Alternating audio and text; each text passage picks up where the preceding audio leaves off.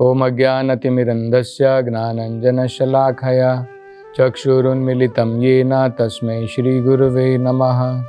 नमो ओम विष्णुपादाय कृष्णप्रेष्ठाय भूतले श्रीमते भक्तिवेदान्तस्वामिन् इति नामिने। नमस्ते सरस्वते देवे गौरवाणी प्रचारिणे निर्विशेष शून्यवादी पाश्चात्यदेशतारिणे। जय श्री कृष्ण चैतन्य प्रभु नित्यानंद श्री अद्वैत गदाधर श्रीवासदि गौर भक्तवृंद। हरे कृष्णा कृष्ण कृष्णा हरे हरे, हरे रामा राम राम हरे हरे। हरे कृष्णा। तो पिछली कथा में हमने श्रवण किया था महारानी कुंती वो भगवान के इस भौतिक संसार में जन्म लेने का असली कारण बताती हैं। बहुत सारे लोग अलग अलग कारण देते हैं, वो बाह्य कारण है, वो कार्य भी भगवान जरूर करते हैं, लेकिन सबसे मुख्य कारण भगवान का इस संसार में आने का अपने भक्तों को अपनी प्रेम भक्ति प्रदान करने का है, जिसकी शुरुआत होती है भगवान की कथाओं के श्रवण के द्वारा, भगवान के नाम के श्रवण के द्वारा। तो आगे उसके बारे में महारानी कुंती कहती हैं, शृण्वन्ति गायन्ति गृणन्ति अभीक्षणशाः स्मरन्ति नन्दन्ति तवेहितं जनाः त एव पश्यन्ति अचिरेण तावकं भवप्रवाहो परमं पदाम्बुजात्। वो कह रही हैं, जो व्यक्ति आपकी कथाओं का श्रवण करता है, आपके हरि नाम का श्रवण करता है, शृण्वन्ति गायन्ति, और श्रवण करने के बाद में जो उसका कीर्तन करता है, गृणन्ति अभीक्षणशाः स्मरन्ति नन्दन्ति तवे हितं जनाः, या फिर नन्दन्ति, उसमें उसको बड़ा आनंद आता है कि वो भी भगवान के नाम का श्रवण करता है, भगवान के नाम का कीर्तन करता है, और जब वो आनंद लेता है कि दूसरे लोग भी भगवान के नाम का श्रवण कर रहे हैं, कीर्तन कर रहे हैं, और उसमें जब वो आनंद लेता है तो कुंती महारानी कहती हैं उसके फल स्वरूप क्या होता है, त एव पश्यन्ति अचिरेण तावकम भव प्रवाहो परमं पदाम्बुजाम। आपके चरण कमल के दर्शन बड़े शीघ्र वो कर पाएगा। अचिरेण का मतलब होता है चिरा, चिरा का मतलब होता है बहुत लंबे काल तक, अचिरा का मतलब होता है बड़ी जल्दी। तो जो व्यक्ति भगवान की भक्ति में लगा है, वो कैसे प्रारंभ होती है? भगवान की भक्ति कहाँ से प्रारंभ होती है? श्रवणम, कीर्तनम, विष्णु स्मरणम, पाद सेवनम, वंदनम, दास्यम, साख्यम, आत्मनिवेदनम। तो ये भगवान की भक्ति जो है श्रवणम से प्रारंभ होती है। बाद में भगवान के नाम का कीर्तन हम करते हैं, और जब श्रवणम और कीर्तनम करेंगे तो स्मरणम भी आ जाएगा, भगवान को हम लोग याद कर सकेंगे। जिसके बारे में हम बोलते हैं, जिसके बारे में हम सुनते हैं, उसी के बारे में हम सोच विचार करेंगे। तो जो व्यक्ति इस प्रकार से भगवान की भक्ति में लग जाता है श्रवण के प्रारंभ हो करके, कुंती महारानी कहती है उसको ज्यादा देर नहीं लगेगी आपके चरण कमलों के दर्शन करने के। और अगर आपके चरण कमलों के दर्शन उसको हो जाते हैं तो उसका फल क्या निकलता है? भव प्रवाहो उपमरम। जो भव का जो प्रवाह है, भव का प्रवाह कौन सा है? जिस प्रकार से नदी का प्रवाह होता है, वो चलती रहती है, चलती रहती है। इसी प्रकार से भव का प्रवाह क्या होता है?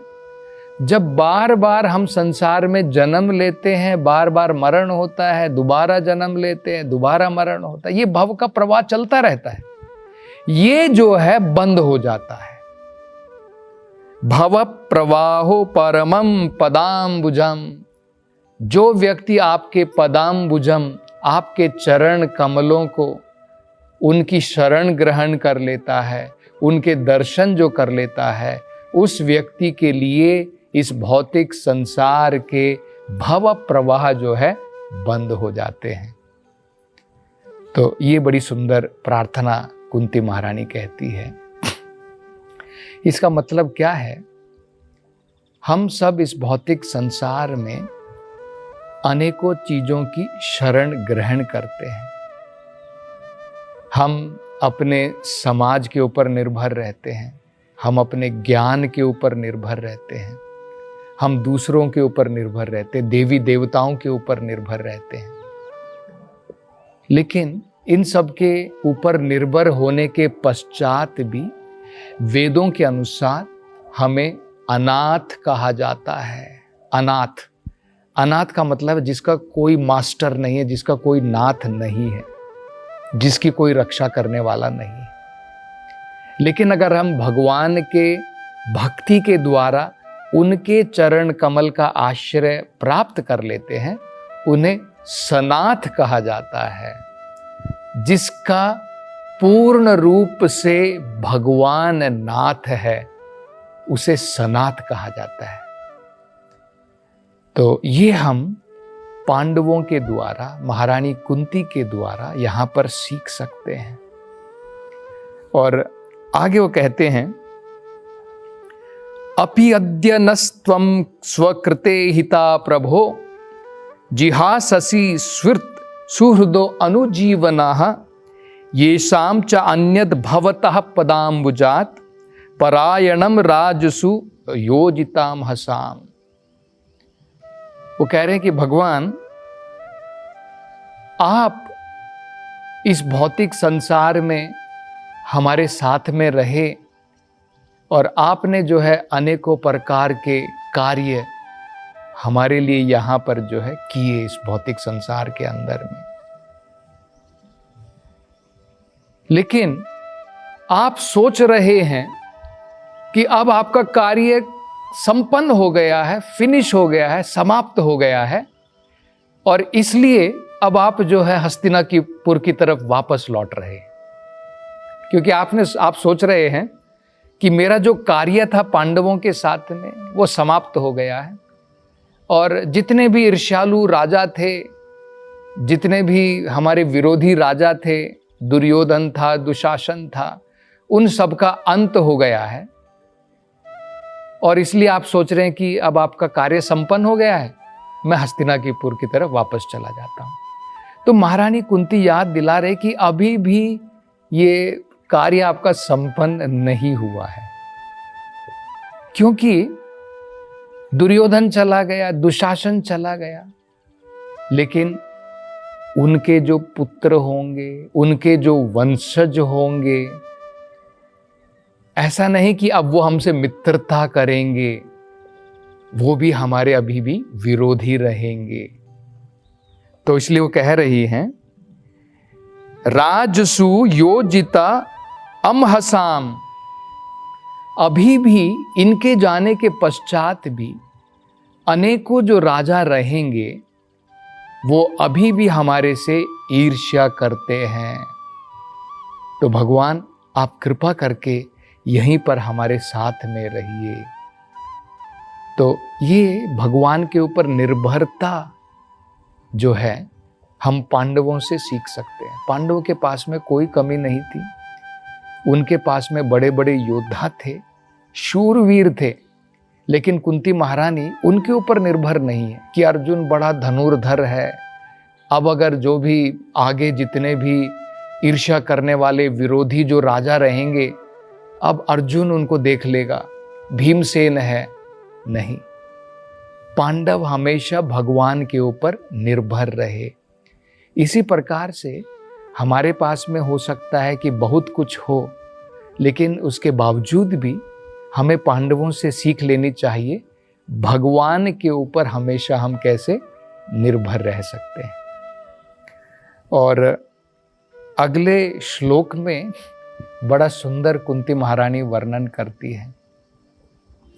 वही कुंती महारानी कहती है कि पांडवों का बहुत नाम है, बड़े शूरवीर है पांडव, लोग कहते हैं। लेकिन भगवान, ये लोगों की समझ में नहीं है कि आपके बिना पांडवों का यश क्या है। आपके बिना पांडवों का यश शून्य है। तो बड़ा सुंदर है। हम लोग सोचते हैं हमारा यश है, हमारा नाम है, हमारे पास में जो भी है सब हमारे कारण है। देखिए, लेकिन यहां पर हम देख सकते हैं कुंती महारानी कह रही है ये सब हमारे कारण नहीं है। हमारा आज यश जो है, पांडवों का जो यश है, वो सब आपके कारण है भगवान। और आप ही हमारे जीवन से अगर चले गए तो सब शून्य हो जाएगा। तो क्या कहते हैं, देखिए, कि वयम नाम रूपाभ्याम यदुबी सह पांडवः। आज यदुओं का, पांडवों का क्या क्या है, नाम है। रूपाभ्याम, बहुत यश है, सारे जगहों पर लोग जो है पांडवों का नाम जो है, उनके बारे में यश गाते हैं, उनकी गाथाएं बताते हैं कि कितने शूरवीर हैं, कितने पुण्य आत्मा हैं, कितने महान ये हैं। तो कुंती महारानी कह रही है, भवतो दर्शनम यर्हि ऋषि का नाम इवेशितौ। भगवान, ये केवल इस प्रकार से है जिस प्रकार से शरीर के अंदर में जब तक आत्मा है तब तक ये शरीर सुंदर दिखता है, उसका नाम है, उसका यश है। जैसे ही शरीर में से आत्मा चली जाती है, कहाँ उसका नाम रह जाता है, कहाँ उसका यश रह जाता है, सब कुछ धीरे धीरे चला जाता है। तो ये भी बड़ा सुंदर उदाहरण जो है कुंती महारानी दे रही है कि भगवान, आज हमारा जो भी है सब आपके कारण है।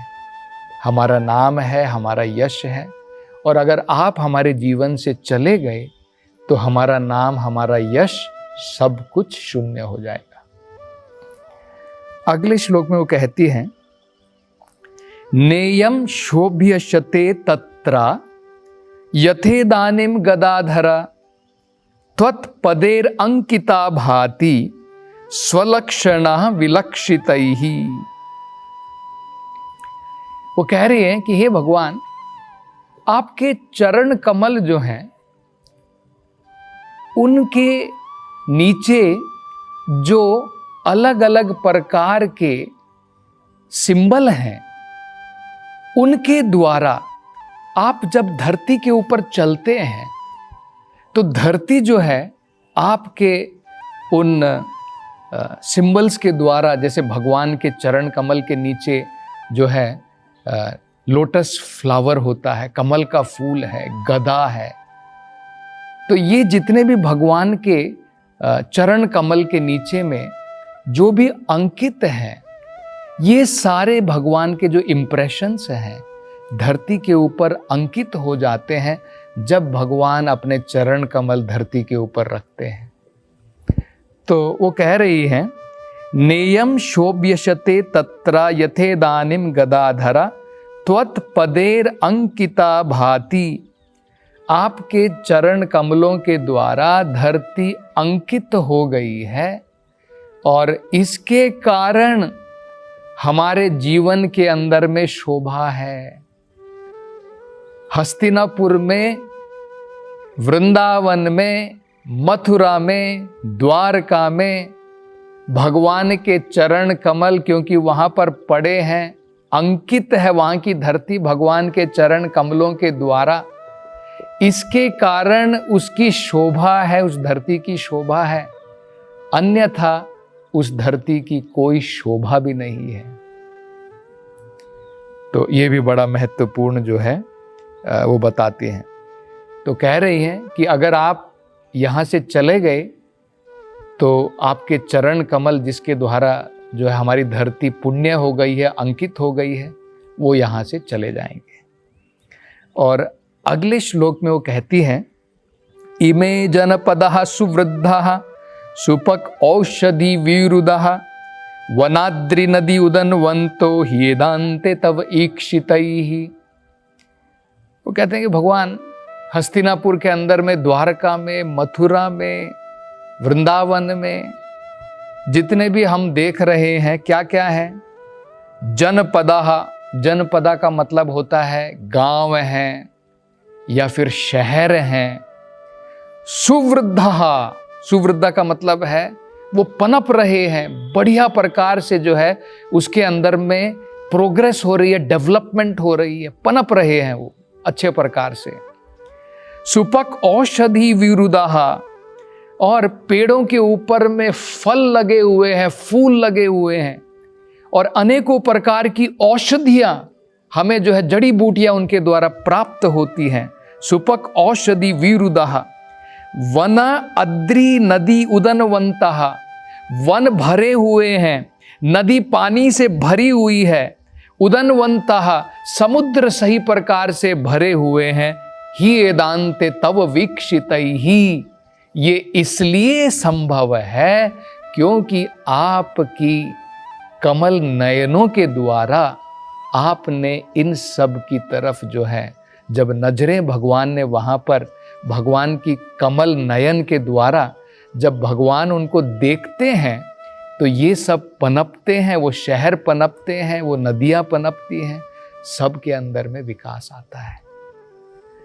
तो इसके बारे में और आगे कुंती महारानी की प्रार्थना की चर्चा हम अगली कथा में करेंगे। हरे कृष्ण। हरे कृष्ण मूवमेंट के संस्थापक आचार्य श्रील प्रभुपाद की हार्दिक इच्छा थी कि भगवान श्री कृष्ण और श्रीधाम वृंदावन की महिमा का पूरे विश्व में प्रचार हो। मथुरा वृंदावन में निर्माणाधीन गगनचुंबी वृंदावन चंद्रोदय मंदिर श्रील प्रभुपाद के इस उद्देश्य को समर्पित है। यह परियोजना वृंदावन को विश्व मानचित्र पर एक अनुपम छवि प्रदान करेगी। स्कंद पुराण में उल्लेखित है कि भगवान श्री कृष्ण के लिए एक मंदिर का निर्माण प्रारंभ करने मात्र से 7 जन्मों में किए गए पापों का नाश हो जाता है, और ऐसा करने वाला व्यक्ति नरकीय लोकों में कष्ट भोग रहे उसके पूर्वजों को मुक्त कर सकता है। अतः एक सुनहरा अवसर है भगवान श्री कृष्ण के लिए विश्व के सबसे ऊंचे मंदिर के निर्माण में सहयोग देकर सर्वोच्च पुण्य का भागीदार बने। 1 स्क्वायर फीट मंदिर निर्माण सेवा राशि 2100 रुपए मात्र। अधिक जानकारी के लिए संपर्क करें